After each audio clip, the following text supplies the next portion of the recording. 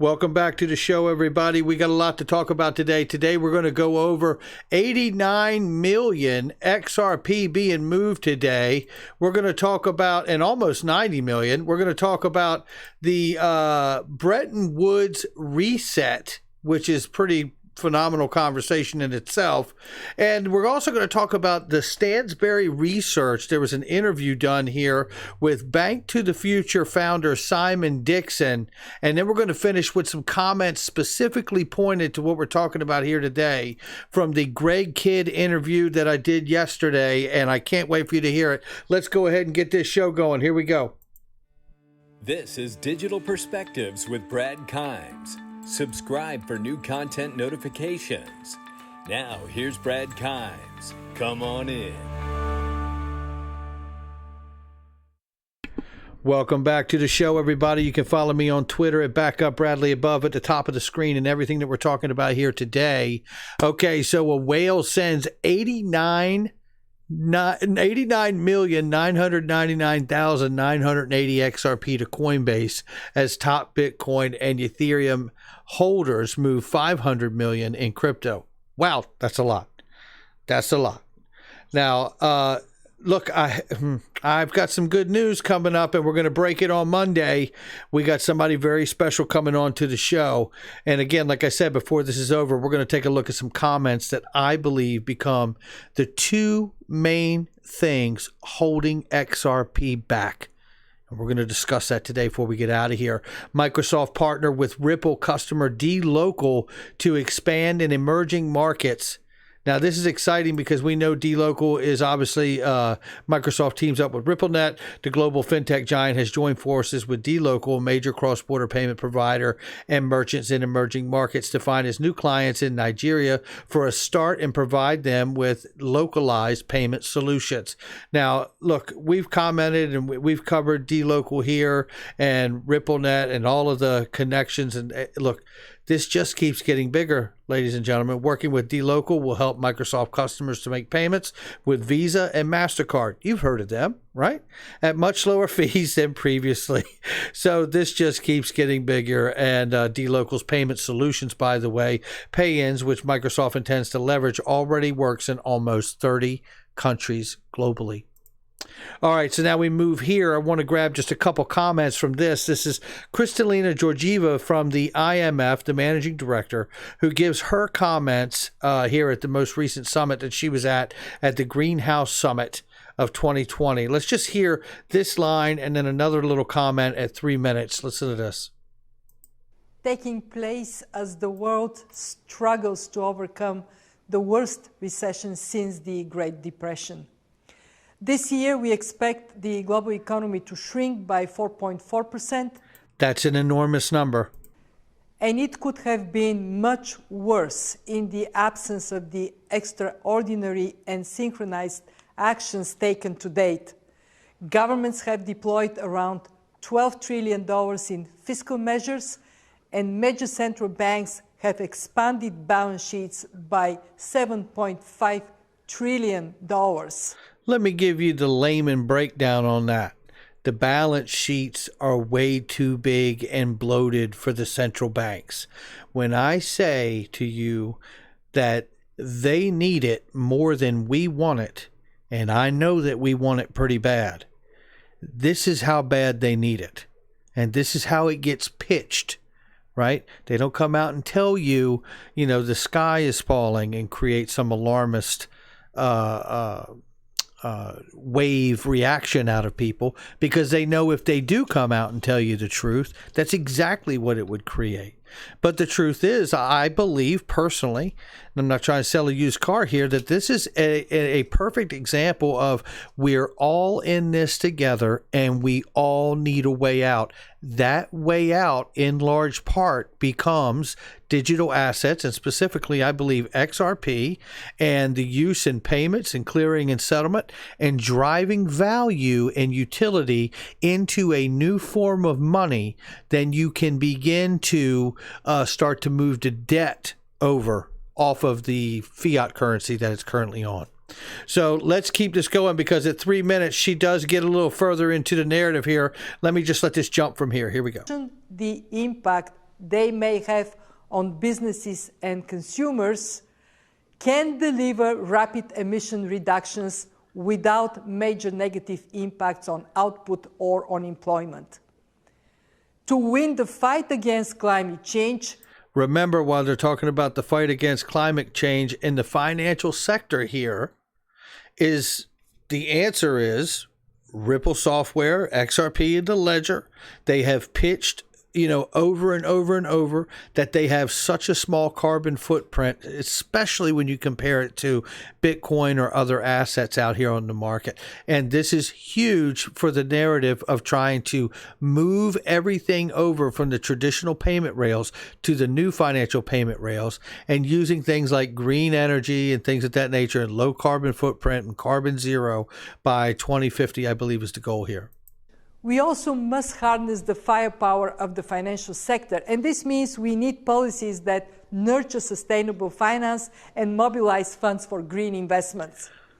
Let me mention 3 important policy areas highlighted in our recent Global Financial Stability Report where we would like to see improvement. First, regulators should promote the standardization and transparency of information about sustainable products to increase investor confidence and help leverage the trillions of dollars needed to achieve net zero emissions by 2050. Second, stronger disclosure standards about climate risks go hand in hand with taxonomies to provide reliable, comparable, and consistent information that is needed.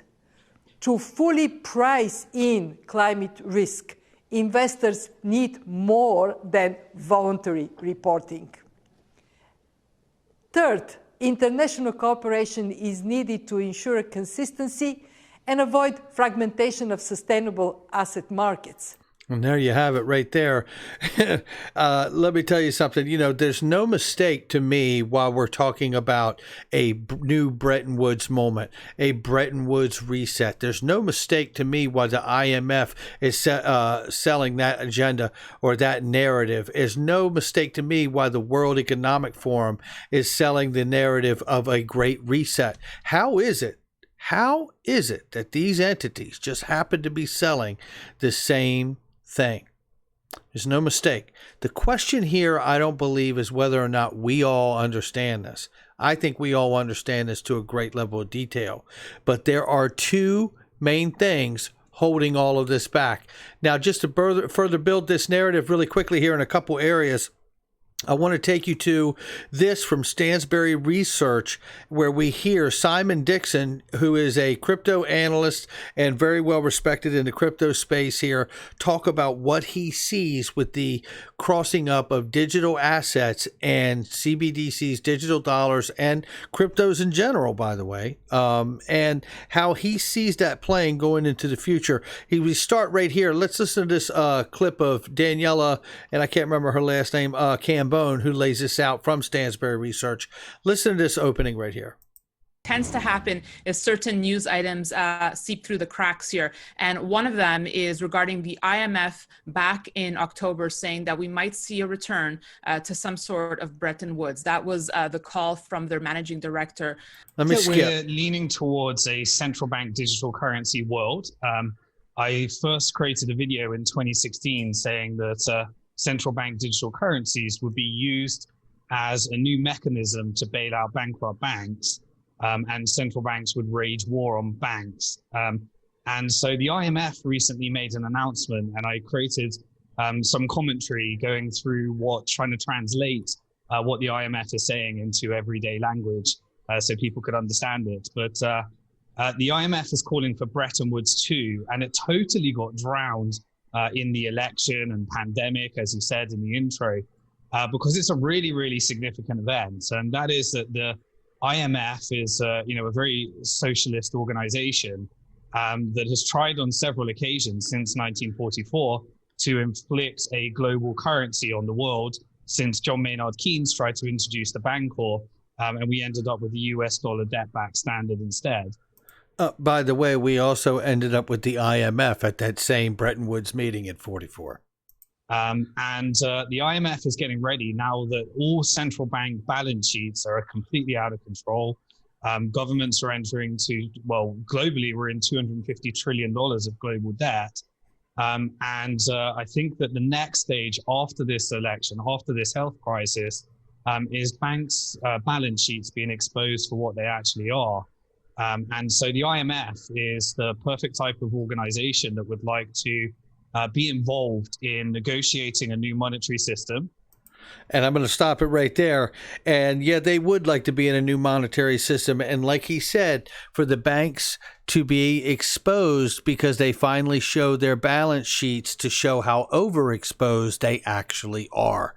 This goes back to what I just played to you in the clip from Kristalina Georgieva talking about 12 trillion coming from the government and another 7.5 trillion on the balance sheet of the central banks. And this is exactly to the point of what Simon Dixon is talking about here that lines up.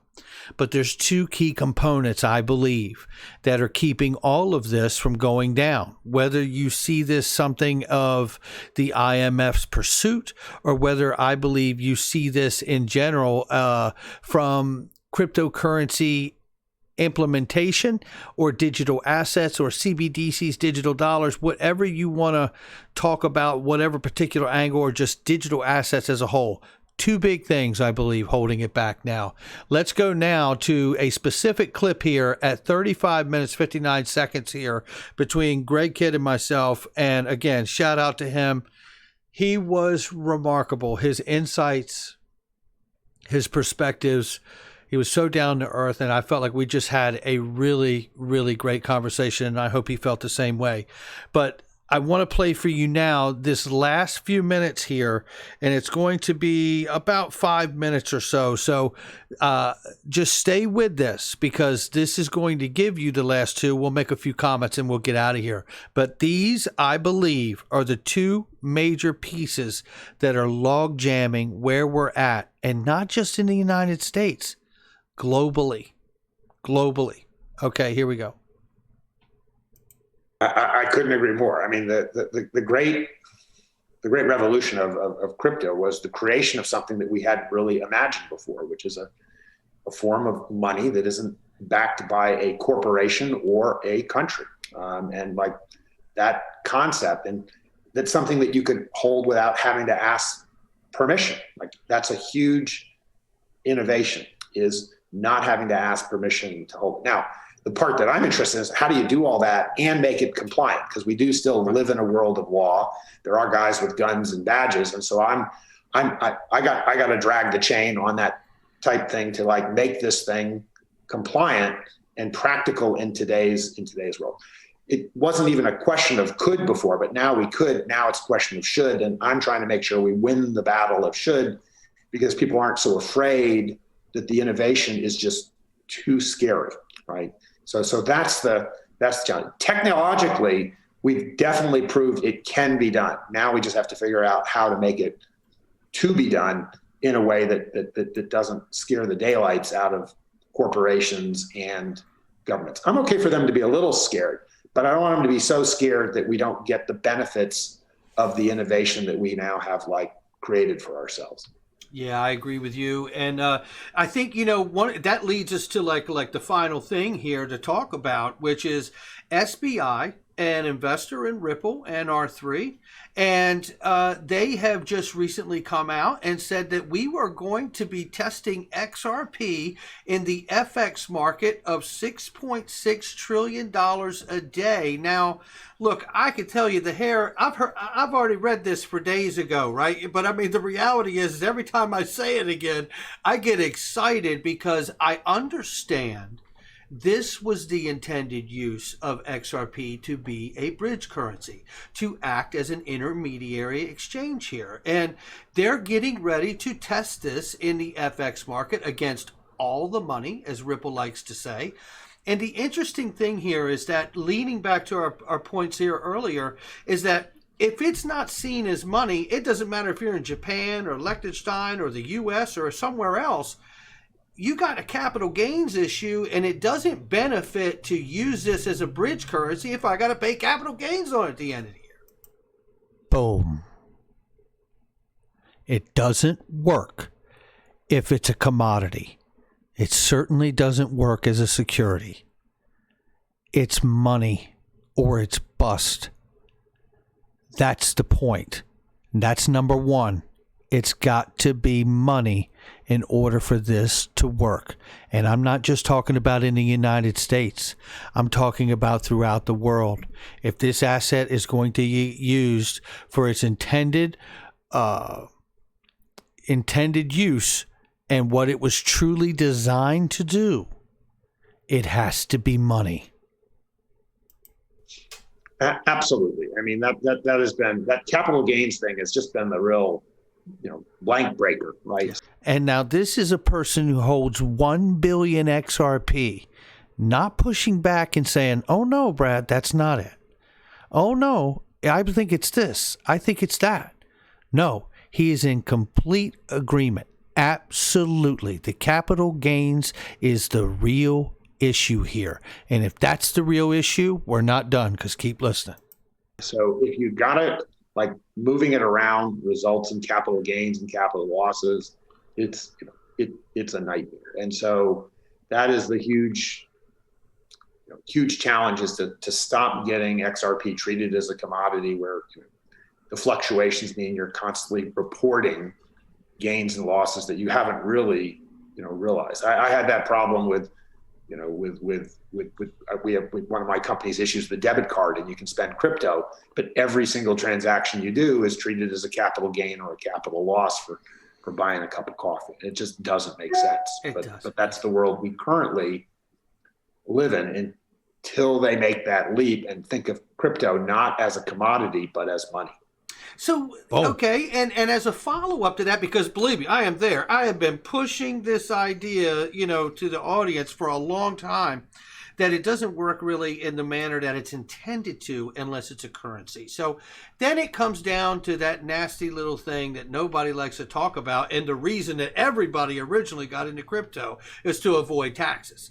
But you're not going to avoid taxes. There has to be some kind of new structure. I know that the OECD has worked to put together and help put together a 2-pillar tax structure internationally, which to some degree involves like microtransactions and microtaxes and how that would be divvied up. And it's not as simple as that, country A gets a little slice, country B gets a little slice, because we're talking about country A might make a certain product, country B might use that product to make a certain good, and then they may sell it to country C, D, E, and F, to where they actually sell these things. And you have to be able to figure out, how does everybody, and as countries go and governments go, get their little taste? Because listen, I love the utopian world of no taxes and the libertarian world. I love it, but I also am 49. And I know that's not going to happen like that. Where are we at here in your view? Well, I don't want to overly politicize this, but there's a reason why Donald Trump only paid $750 in tax. If you have enough money, you can kind of figure out how to beat the tax system. Any tax system that's based on income, which is a highly manipulatable thing, is going to be problematic. And ultimately, it's going to cause people that are don't have enough money to avoid taxes to get their pitchforks out and go after whoever put them in this situation that makes them feel like a chump. A lot of the resentment in the world comes from that fact of the tax system makes people feel that are paying taxes feel like a chump. I've lived a lot internationally. I'm a big believer that income taxes are manipulable, but goods and service or value-added taxes, which are very transparent, are the way to go. If you're worried that that's a regressive taxation, you can make them very high on luxury goods. And then everything is not about figuring out whether a profit or loss was made. You're just taxing activity. If you want to tax sin at a higher rate, that's fine. If you want to tax it at a prohibitively high rate, okay, that's fine. But when you buy a car in Singapore, it's 175% tax. Now, you can argue whether that's too high or too low. That's how they deal with congestion. But taxes that are on activity are super transparent. They're really hard to cheat and beat. They work really well with fiat and crypto. And if you do them on a progressive basis, they don't have to be like a tax that benefits the wealthy to the exclusion of the poor. And then you get out of this whole thing of whether it's a commodity, Is it a capital gain? Is it normal income? Like that stuff just drives me crazy. The number of times that I do things with crypto and people send me like a 1099, meaning like, well, that's normal income, or like, no, that's a capital gain. I have gone to the IRS. I said, look, guys, I don't know. I'm just going to report it as 50-50.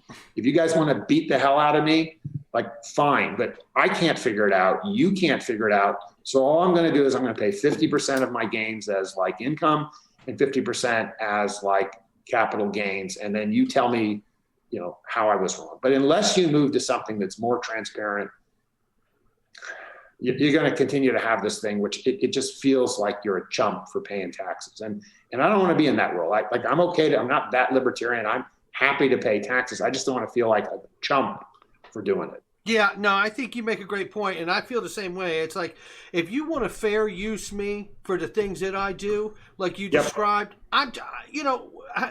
you're using it, right? Yep. You're using it, and obviously you will find out in your life how much you need to use it or not based on what you're going to have to need that for, or pay that tax incurred for that use as well. I think that it seems to me, and it's really indicative of the technology of cryptocurrencies that pushes us internationally to more of a fair use, right? Because if in fact this is going to be money, you're going to have fair use for everybody to get a taste. That's it. I'm just trying to move the world a little bit in that direction, and a little bit away from the direction where people feel like chumps. Yeah. Well said. And look, that's number 2 is taxes. And it comes down to 2 things. XRP has to be money. And then you have to figure out how you're going to tax those transactions, because capital gains don't get it done. That's the bottom line. You don't have to like it, but it's still true. These are the hurdles that we need to see. I believe and have believed that XRP is money. And I believe before too long, in the not too distant future, because we've heard how bad the situation is from everybody here with the central banks and the $7.5 trillion and the $12 trillion in the hole that the governments around the world are in. This is unavoidable, and I believe it's imminent. But at the end of the day, I also believe there is a hurdle that needs to be met with a collaborative agreement across the entire planet, which is an agreement on how we're going to handle these digital assets, this new digital money. Who is going to make this payment? And is it a micro payment? And is there a micro tax that comes along with it for this transaction? And how does that tax get split? If I send money to somebody over in a country, and then they pay me and I pay them, how does that go? How much goes to the country from the sender? How much goes from the country to the receiver, or any at all? All of this has to be figured out. And it seems to me, just like I said in the video here to Greg, it is indicative of the technology that fair use is probably the way that you need to go, with the safest path with the least amount of resistance to get this thing off the ground. All right, that's going to do it for me. Make sure you hit the like and subscribe. Do not forget, ladies and gentlemen, to join us this Wednesday at Link 2 for the Lunch and Learn with Michelle O'Connor from formerly of Uphold and now at Synapse. We're going to be talking about banks, neobanks, decentralized finance, and regulation, and everything else that's on the table. And she's absolutely fantastic. So make sure you tune in for that. And don't forget, they got Kraken, they got Ripple, and I think Kraken's sold out right now. Upgrade, blockchain co-investors, and Link2 stock, and some Uphold on there as well. Make sure you check out all of those offerings. You do have to be an accredited investor, but nevertheless, it is a great community, even if you aren't. So join it, get that app, join the community, and I will see you guys at the Lunch and Learn. And also check out all the description box and comment section links. Really great stuff in there for anything you may want or need. I'll catch all of you on the next one.